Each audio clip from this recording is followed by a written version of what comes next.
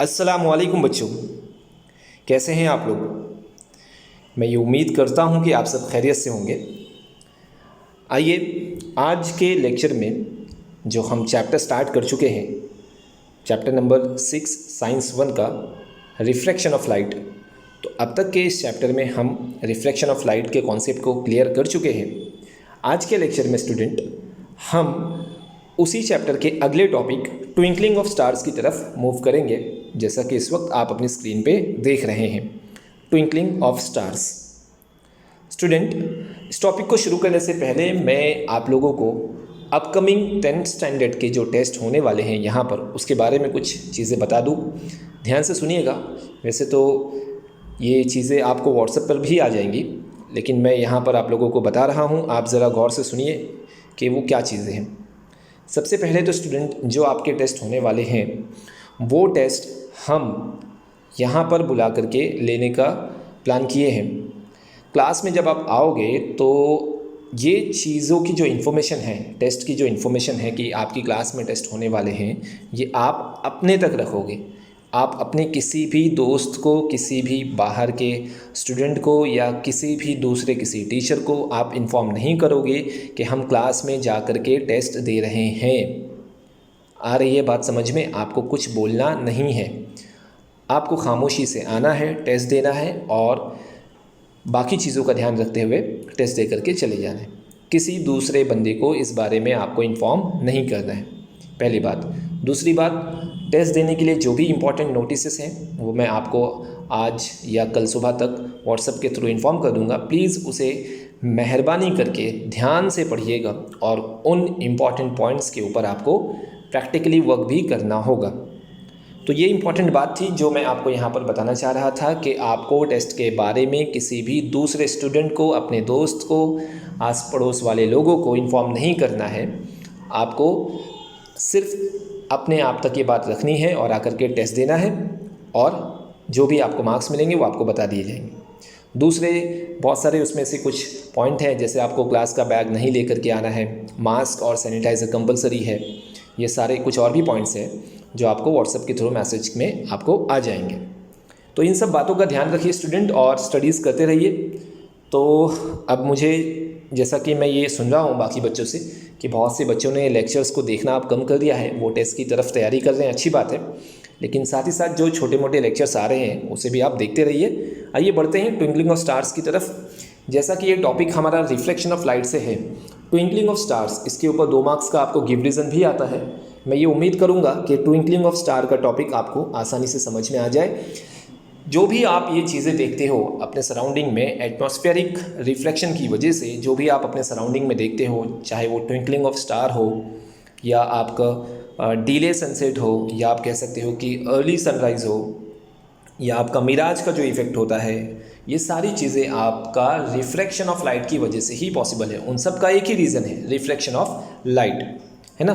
तो अब हम इनमें से जो भी हमारे टेक्स्ट बुक में दिए हुए हैं कुछ एग्जांपल्स, आइए उसे कवर करते हैं। हेडिंग है आपका ट्विंकलिंग ऑफ स्टार। देखते हैं कि इनके पीछे कैसे पॉसिबल होता है कि स्टार ट्विंकलिंग करते हुए कैसे आपको ऑब्जर्व होता है। ट्विंकलिंग का मतलब आप सब समझते हो ना। देखिए, शाइनिंग ऑफ स्टार्स अलग होता है। स्टार तो अपनी लाइट से शाइन करता है, वो शाइनिंग उसका अलग है। ट्विंकलिंग का मतलब होता है, हम उसे कहते हैं ना कि टिमटिम करना, टिमटिमाना, यानी कि एक जगह लाइट अगर हमको दिख रही है, उसके बाद फिर उसकी लाइट डिम हो जाती है, या उसकी लाइट और ज़्यादा हो जाती है, या वो अपनी पोजीशन चेंज करता है। कभी हमको हम स्टार्स जब देखते हैं तो उसकी एक पोजीशन होती है, फिर थोड़े टाइम के बाद वो अपनी पोजीशन चेंज करता हुआ दिखाई देता है। तो ये जो सारा कॉन्सेप्ट है, इसी को हम ट्विंकलिंग ऑफ स्टार्स का नाम देते हैं। आइए देखते हैं कि क्या रीज़न हो सकता है ट्विंकलिंग ऑफ स्टार के पीछे। मैंने आपको पहले ही बता दिया हूँ उसका रीज़न, रिफ्लेक्शन ऑफ लाइट। अब ज़रा उसे समझने की कोशिश करते हैं कि एक्चुअल में वहाँ पर क्या होता होगा। आइए देखते हैं। जैसा कि आप ये देख रहे हैं कि अर्थ है, और अर्थ के ऊपर हम जो है वो स्टार्स को देखने की कोशिश करते हैं। हम सब जानते हैं कि अर्थ के चारों तरफ क्या होते हैं, एटमॉस्फेरिक लेवल होते हैं। तो ये जो आपको अलग अलग जो बैंड आपको दिख रहे हैं, जो अर्थ का आपका प्लैनेट है, उसके बाहर जो आप ये बैंड्स ऐसे देख रहे हैं, ये आप समझ लीजिए कि एटमॉस्फेरिक लेवल है।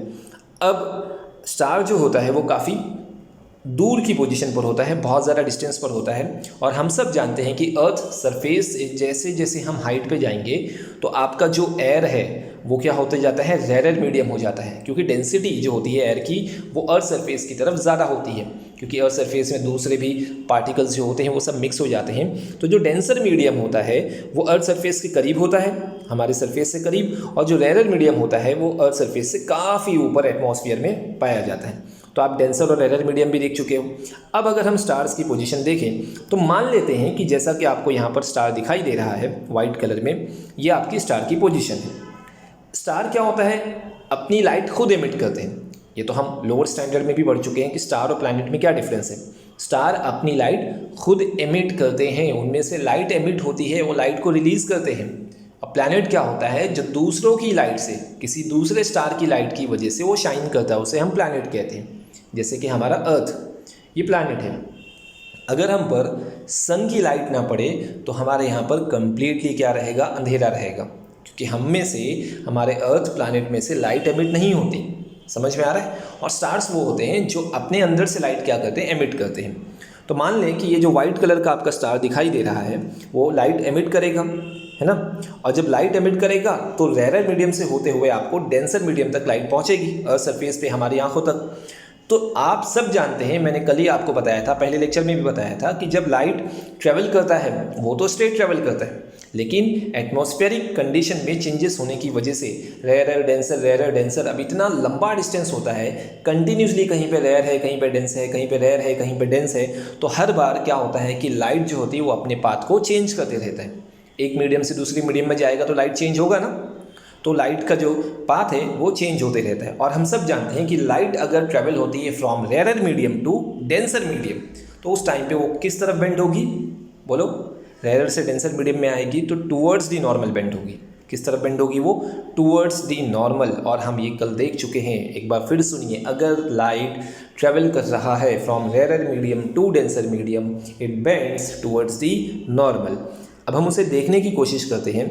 मान लेते हैं कि ये जो आपकी लाइट है स्टार से एमिट हो रही है, और फर्स्ट वाले रेयर मीडियम का जो सरफेस होगा वहाँ पर जैसे ही वो, मतलब उसको एक नॉर्मल, एक्चुअल में ऐसे नॉर्मल होते नहीं है ना। जैसे आप यहाँ पे रेड कलर पे लाइंस देख रहे हैं ना नॉर्मल की, स्ट्रेट लाइन, वो होते नहीं है। लेकिन जब एक रेयर मीडियम से दूसरे वो एटमॉस्फेरिक लेवल में एंटर कर रहा है तो मान लेते हैं कि वहाँ पे एक नॉर्मल होगा, मीडियम चेंज हो रहा है ना। तो जैसे ही एक एटमॉस्फेरिक लेवल में वो एंटर करेगा तो अपने पाथ को चेंज करेगा, तो वो थोड़ा सी टूवर्ड्स दी नॉर्मल नीचे की तरफ बेंड हो जाएगा।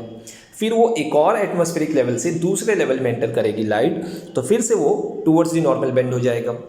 और फिर वो एक बार और जब वो तीसरे एटमॉस्फेरिक लेवल में आएगा तो एक बार फिर से बेंड हो जाएगा। और ऐसे ही बेंड होते होते फाइनली जब वो हम तक पहुंचता है तो आप देख सकते हो कि वो स्ट्रेट लाइन के फॉर्म में नहीं है, वो कर्व के फॉर्म में है। अब ये कर्व क्यों हुआ, बिकॉज ऑफ, बोलिए, because of change in rare medium to denser medium. जो चेंज हो रहा है ना रेयर से डेंसर मीडियम में, ये उसका रीज़न है, कर्व होने की वजह से, है ना। तो हम जो देखते हैं, हमारी आंखों तक जो लाइट पहुंचती है, हम तक जो लाइट पहुंचती है, हम उसको स्ट्रेट समझते हैं और हम स्ट्रेट देखते हैं, क्योंकि लाइट हमेशा कैसे ट्रेवल करेगा, स्ट्रेट। तो स्टार की जो एक्चुअल पोजीशन है वो तो पहले वाली है वाइट, लेकिन जो अभी जो पोजीशन है, अपीयरेंट पोजीशन, वो आपको ये रेड कलर की लाइन जो ऊपर जाते हुए दिखाई दे रही है, वहाँ पर आपको दिखाई देगा कुछ ऐसे। तो एक्चुअल पोजीशन स्टार की अलग होती है और आपकी अपीयरेंट पोजीशन क्या होता है, अलग होता है। तो ये तो अभी तक ये समझ में आया, मेरे हिसाब से आपको ये समझ में आया होगा कि वो अपनी पोजीशन कैसे चेंज करता हुआ दिखाई देता है। ट्विंकलिंग का अभी तक कॉन्सेप्ट मैं आपको नहीं समझाया, सिर्फ अपनी पोजीशन चेंज हो रही है कि उसकी एक्चुअल पोजीशन अलग थी और अपीयरेंट पोजीशन अलग है, बिकॉज ऑफ क्या, because of changing rare medium to denser medium, है ना। ये जो चेंज हो रहा है एटमॉस्फेयर में, इसी की वजह से क्या हो रहा है कि वो अपनी पोजीशन चेंज करता हुआ दिखाई देता है। वो जहाँ पर उसकी एक्चुअल पोजीशन है वहाँ से लाइट एमिट करता है, लाइट क्या होती है, टुवर्ड्स दी नॉर्मल बेंड होते होते होते होते पूरा कर्व के फॉर्म में आ जाता है। और हम तो देखते हैं स्ट्रेट, इसलिए वो हमें अपनी अलग पोजीशन पर दिखाई देता है, जिसे हम अपीयरेंट पोजीशन का नाम देते हैं। अब ये सारा कॉन्सेप्ट था। अब हम देखते हैं कि ये ट्विंकलिंग, देखिए आप यहाँ देख सकते हैं किस तरह से ट्विंकलिंग होते हुए दिखाई दे रहा है। एक बार आप फिर देखिए कि वो अपनी पोजीशन को कैसे चेंज करता है। पोजीशन चेंज करने के बाद ये ट्विंकलिंग होते हुए आपको दिखाई देगा कुछ इस तरह से, ऐसे। अब ये ट्विंकलिंग इसको कहते हैं, सही है ना। तो ये ट्विंकलिंग कैसे पॉसिबल है, अब इसके रीज़न हम यहाँ देखने की कोशिश करते हैं। आइए, अब अगर मैं फर्स्ट पॉइंट की बात करूं तो stars are point source of light as they are very far away.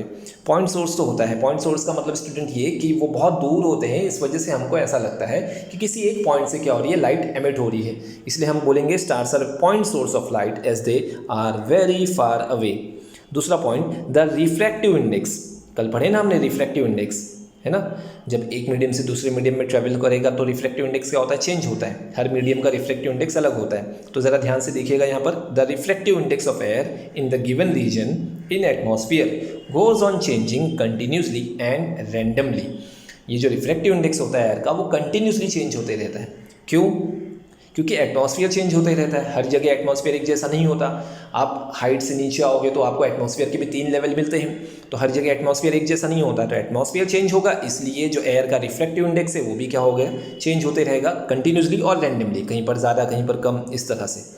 तो when the atmosphere reflects more light towards अस, अब हम मान लेते हैं कि जब कभी एटमॉस्फेयर से लाइट जो है वो हम तक ज़्यादा पहुँचती है ना, एटमॉस्फेयर थोड़ा सा क्लीन है, रेयर है, तो उस वजह से अगर लाइट हम तक ज़्यादा पहुंचती है, when the atmosphere reflect more light towards us the star is seen bright, और उस वक्त हमको स्टार क्या लगेगा, ज़्यादा ब्राइट लगेगा, ज़्यादा टिमटिमाता हुआ लगेगा। और अगर एटमॉस्फेयर हम तक लेस लाइट को रिफ्लेक्ट करता है तो उस टाइम पे हमको डिम लगेगा। डिम का मतलब उसकी जो रोशनी है वो हमको कम दिखाई देगी, यानी डिम होता है ना, जैसे कि लाइट कम होते रहती है स्लो स्लो, उस तरह का। तो कभी वो हमको क्या लगेगा, डिम लगेगा, उसकी रोशनी कम लगेगी, कभी वो हमको ज़्यादा ब्राइट दिखेगा। तो ये सब किसकी वजह से होता है, एटमॉस्फेयर में चेंज होते हुए एटमॉस्फेयर की वजह से। अगर वो ज़्यादा चेंज हो रहा है कुछ इस तरह से कि लाइट हम तक ज़्यादा पहुंच रही है तो वो ब्राइट दिखेगा, जबकि ऐसा नहीं कि वहाँ से लाइट ज़्यादा एमिट हो रही है, लाइट तो सेम ही एमिट होती है, लेकिन एटमॉस्फेयर लाइट को क्या करता है, अगर हम तक ज़्यादा पहुँचा सकता है क्लीन होने की वजह से, तो समझिए वो हमको ब्राइट दिखेगा, और अगर वो हम तक लाइट कम पहुँचाता है तो वो हमको डिम दिखेगा। तो ये चौथा पॉइंट था। उसके बाद अगर हम पाँचवा पॉइंट देखें तो ये उसका आंसर है, does due to change in reflective index of atmosphere stars appearing twinkling at night. तो चेंज होता रहता है रिफ्लेक्टिव इंडेक्स एटमॉस्फेयर का, उसी की वजह से वो हमको ट्विंकलिंग होता हुआ दिखाई देता है, उसकी पोजीशन भी चेंज होते रहती है और उसकी लाइट में भी फ़र्क दिखाई देता है। तो स्टूडेंट, ट्विंकलिंग ऑफ स्टार्स या स्टार, ऐसा रीज़न क्यों रीज़न आ सकता है, स्टार्स ट्विंकल एट नाइट।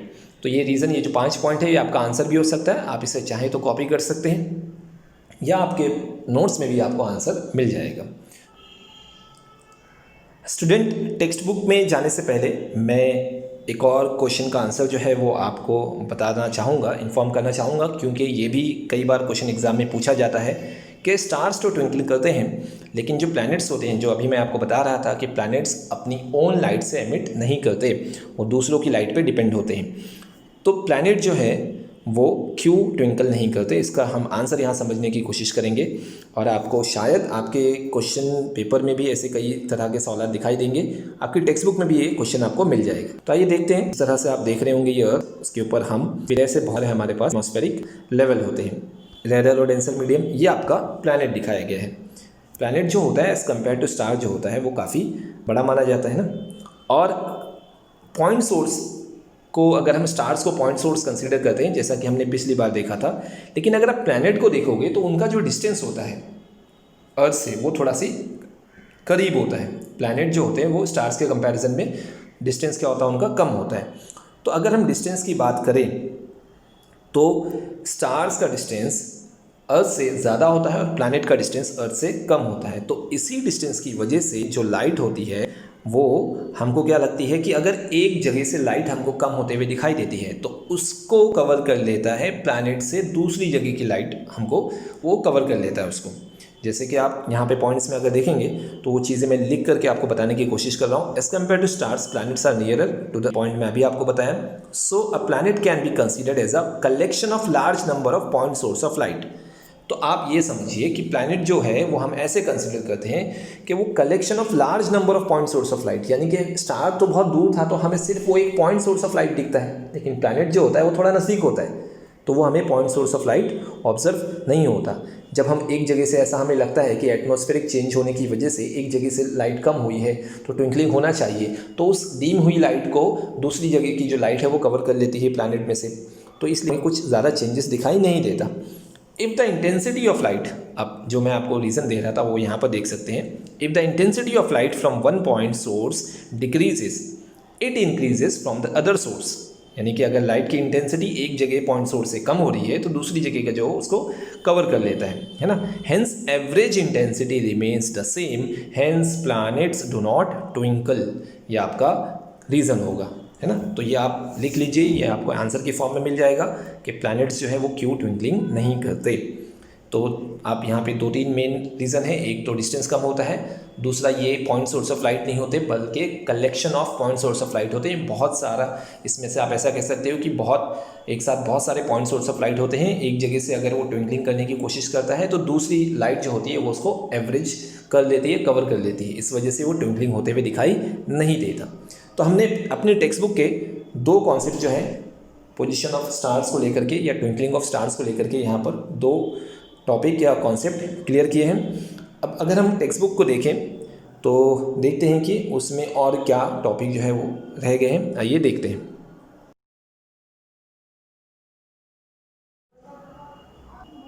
ये रहा स्टूडेंट आपके टेक्स्ट बुक का पेज, ट्विंकलिंग ऑफ स्टार्स का टॉपिक आप देख सकते हैं। ट्विंकलिंग ऑफ स्टार का टॉपिक जो है हेडिंग है, लेकिन स्टार्ट के पैराग्राफ में ट्विंकलिंग ऑफ स्टार्स के बारे में कोई इन्फो, स्टार्ट के पैराग्राफ में मिराज की इन्फॉर्मेशन दी गई है उसे हम, लेकिन उसके पहले ट्विंकलिंग ऑफ स्टार का जो टॉपिक वो यहाँ दिखा देता हूँ। ये रहा ट्विंकलिंग ऑफ स्टार का टॉपिक। आइए हम जो पैराग्राफ है एक बार जल्द से यहाँ पर मैं रीड करके बता दूँ कि क्या रीज़न हमने देखे हैं।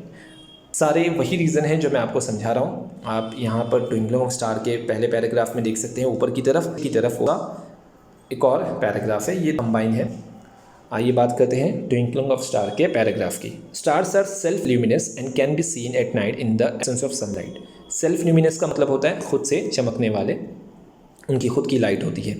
They appear to be point source because of their being at a very large distance from us. Point source appear होते हैं क्योंकि वो बहुत ज़्यादा डिस्टेंस पर होते हैं। As the density of air increases with lowering height above the surface of the earth, the refractive index also increases. हमने अभी देखा था कि डेंसिटी क्या होती है, एयर की इंक्रीज हो जाती है। यहाँ पर जैसे जैसे हम नीचे की तरफ आएंगे, अर्थ सरफेस की तरफ आएंगे, तो रिफ्लेक्टिव इंडेक्स भी क्या हो जाएगा, इंक्रीज हो जाएगा। Star light coming towards earth travels from rare medium to denser medium. जो स्टार की लाइट होती है वो ऊपर से नीचे आती है, तो रेयर मीडियम से डेंसर मीडियम की आएगी वो light, and constantly bends towards the normal, जैसा कि आपको मैंने उसमें डायग्राम में दिखा था। This makes the star appear to be higher in the sky as compare to its actual position, और इसकी वजह से स्टार हाई पोजीशन पे दिखाई देता है उसकी एक्चुअल पोजीशन से। और ये सारा हम डायग्रामेटिक रिप्रेजेंटेशन भी समझ चुके हैं। ये तो उसकी पोजीशन चेंज होने वाला पैराग्राफ, नीचे का जो पैराग्राफ है वो उसकी ट्विंकलिंग का है। यहाँ हम देख लेते हैं कि ट्विंकलिंग का रीजन क्या है। The apparent position of the star keeps changing, this is because of motion of atmospheric air. क्योंकि एटमॉस्फेरिक एयर कंटिन्यूसली क्या होती रहती है, चेंज होती रहती है, मोशन करती रहती है। And changing air density and temperature, air की डेंसिटी भी चेंज होती रहती है कॉन्स्टेंटली, और टेम्परेचर भी। Because this the reflective index of air keeps changing constant continuously. तो जो रिफ्लेक्टिव इंडेक्स है इन सब की वजह से कॉन्स्टेंटली चेंज होते रहता है, और इसी की वजह से the position and brightness of the star keep changing continuously. Position भी और ब्राइटनेस भी, इसकी वजह से हमको स्टार क्या लगता है, ट्विंकलिंग करते हुए दिखाई देता है। तो ये वो पैराग्राफ थे टेक्स्ट बुक के, ये मैंने ज़रूरी समझा आपसे, आप सारे पहुँचते हैं। ये हम यहाँ देखते हैं, हमारा ट्विंकलिंग स्टार का टॉपिक तो क्लियर हो चुका है। अब ये जो 2 पैराग्राफ ऊपर के आज को लेकर हम समझ लेते हैं कि ये क्या चीज़ होती है। आपने अक्सर देखा होगा कि जब गर्मियों के दिनों में बहुत ज़्यादा, जब समर के टाइम पे जब हमने रोड पे अगर ट्रैवल करें, तो हम जब गाड़ी में रहते हैं तो हमें रोड पे ऐसा लगता है कि पानी पड़ा हुआ है। जब हम ट्रैवलिंग करते हैं तो रोड पे हमें ऐसा दूर से दिखाई देता है कि पानी गिरा हुआ है। तो एक्चुअल में ये कैसे पॉसिबल होता है? या अगर किसी डेजर्ट के एरिया में चले जाएँ तो आपको वहाँ पर भी ऐसे पानी जैसा दिखाई देता है। तो ये जो होता है एक्चुअल में ये इमेजेस फॉर्म होते हैं ऊपर क्लाउड्स के, और वो हमको वाटर के फॉर्म में दिखाई देता है। तो वो इमेजेस तो बन जाते हैं, लेकिन अब वो हम तक कैसे दिखता है, वो रिफ्लेक्शन ऑफ लाइट का ही रीज़न है। लेकिन समझते हैं थोड़ा यहाँ पर, आइए देखते हैं। Local atmospheric condition of the reflection of light to some extent.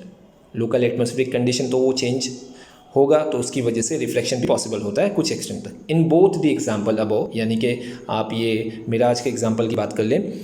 The air near the hot road or desert surface, the near the holy flames is hot and hence rarer than the air above it, यानी जो hot surface के पास की जो air होती है, यानी आप ये कह सकते हो कि हॉट क्या होगी एयर, और जो कोल्ड एयर होती है वो डेंसर मीडियम में कहलाता है।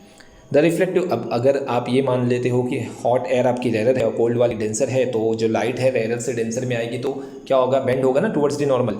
तो the reflective index of air keeps increasing as we go to increasing heights, और जैसे जैसे हम हाइट पे जाएंगे तो हम सब जानते हैं कि क्या होगा, रिफ्लेक्टिव इंडेक्स क्या हो जाता है, बढ़ते जाता है। इन दी फर्स्ट केस अबव, यानी अगर हम मिराज की बात करें, the direction of light is coming from a distance, तो अगर हम वो रोड वाले एग्जाम्पल की बात करें तो वहाँ हमको जो लाइट रेज है ना वो बहुत दूर से आते हुए दिखाई देती है ना, coming from a distance, keeps changing according to the laws of reflection, और कंटिन्यूसली वो क्या होता रहता है, चेंज होते रहता है। ठीक है, the light rays coming from a distant object appear to be coming from the image of the object inside the ground as shown in the figure number 6.5। तो जो लाइट रेज है वो हमें कुछ इस तरह से दिखाई देता है कि वो लाइट रेज उस रोड पे से आ रहा है ना, जबकि वो लाइट रेज कहाँ से आता है, वो एक्चुअल जो भी होगा, जो वहाँ पे ऑब्जेक्ट होगा वहाँ से आता हुआ दिखाई देता है, लेकिन वो लाइट रेज हमें ऐसा लगता है कि वो रोड से आ रहा है। जो इमेज वहाँ बनता है, जैसे कि क्लाउड्स का इमेज बन जाता है तो हमको लगता है कि पानी है, तो वो इमेज फॉर्म होता है, किसका इमेज है, क्लाउड्स का इमेज, तो रोड के ऊपर क्लाउड्स का इमेज बन जाता है और वो हमें पानी के फॉर्म में दिखाई देता है। तो ये रीज़न होता है, और इसी को हम क्या बोलते हैं, मिराज का टॉपिक कहते हैं। ठीक है, तो ये सारे मिराज के एग्जांपल हमारे डे टू डे लाइफ में हम देखते रहते हैं। मैं ये उम्मीद करता हूँ कि ट्विंकलिंग ऑफ स्टार जो हमारा मेन टॉपिक है वो आपको समझ में आया होगा, और उसके बाद मेरा भी जो पैरा देखा वहाँ पर। तो आज लेक्चर में हमने ट्विंकलिंग ऑफ स्टार का जो एक टॉपिक था वो कवर किया। स्टूडेंट, अगर हम के इफ़ेक्ट ऑफ एटमॉस्फेरिक रिफ्लेक्शन की वजह से जो सनराइज़ और सनसेट पे इफेक्ट पड़ता है, आप यहाँ समझिए पेज का सेकेंड वाला पैराग्राफ है ना, आइए उसे भी जल्दी से देख लेते हैं तो आपका ये पूरा टॉपिक खत्म हो जाएगा। By sunrise we meet appearance of sun above the horizon. Sunrise में हम जानते हैं कि सन ऊपर की तरफ आता है, but when the sun is somewhat below the horizon, horizon आप यहाँ डायग्राम में देख सकते हैं, हॉरिजॉन की एक स्ट्रेट लाइन अर्थ सरफेस से होते हुए दिखाई दे रही है, और जो सन है आपका वो रियल पोजीशन पे अभी भी नीचे है ना, और वो हमें जब सनराइज हुआ नहीं है अब तक, ध्यान रहे, फिर भी हमें वो हॉरिजॉन के ऊपर दिखाई देता है। मतलब मैं ये कह सकता हूँ कि मान लो कि सनराइज़ का जो टाइम होता है, जैसे होता है ना कि 5:15 पे अगर सनराइज़ का टाइमिंग है तो वो हमें 5:13 पे ही सन जो है वो ऊपर दिखाई देने लगता है। क्यों होता होगा ऐसा? क्योंकि स्टूडेंट वही सन अपनी लाइट को क्या करेगा, रेयर मीडियम से डेंसर मीडियम की तरफ ट्रेवल कराएगा, तो वो टुवर्ड्स दी नॉर्मल बेंड होगा, और जब टुवर्ड्स दी नॉर्मल बेंड होगा तो हमको उसकी एक्चुअल पोजीशन ऊपर दिखाई देगी, जैसा कि स्टार में हुआ था। तो यह सनराइज़ का यहाँ पर उस पैराग्राफ में आपको दिखाया गया है। आइए पैराग्राफ देख लेते हैं। But when the sun is, माफ़ कीजिएगा सॉरी, हम फर्स्ट लाइन में हैं। But when the sun is somewhat below the horizon, its light rays are able to reach us along a curve path due their reflection through earth surface as shown in the figure number 6.7। Reflection की वजह से हमें curve दिखाई देता है। Thus we see the sun even before it emerges above the horizon, और हमें वो पहले ही दिख देता है। तो ये सारे रीज़न थे सनराइज़ के, और सनसेट में भी ऐसा ही होता है। तो स्टूडेंट, आज के इस लेक्चर को मैं इसी टॉपिक पे एंड करना चाहूँगा। हम मिलेंगे डिस्पर्जन ऑफ लाइट के साथ नेक्स्ट लेक्चर में। तब तक के लिए